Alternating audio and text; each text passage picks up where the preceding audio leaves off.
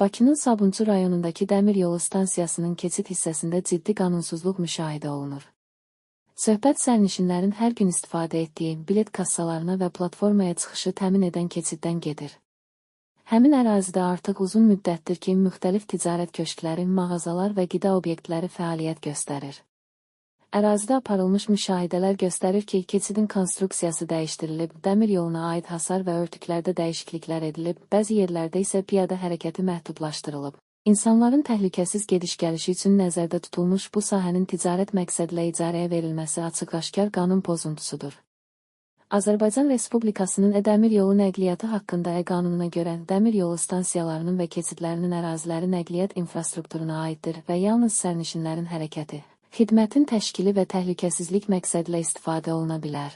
Bu zonaların ticarət məqsədlə istifadəsi, xüsusən də keçid hissələrində obyekt tikilməsi qanunsuz tikinti və təhlükəsizlik qaydalarının pozulması hesab olunur.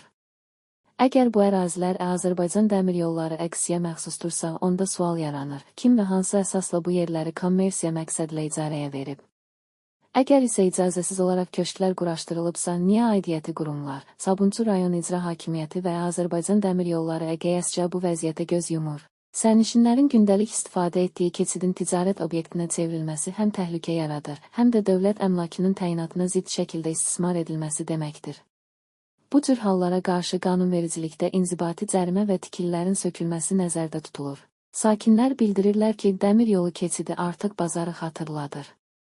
Bir vaxtlar bu yerdən rahat keçirdik, indi hər tərəf köşk, qapı, reklam, stol dolub. Hərəkət etmək çətinləşib, deyə yerli sakinlərdən biri qeyd edir.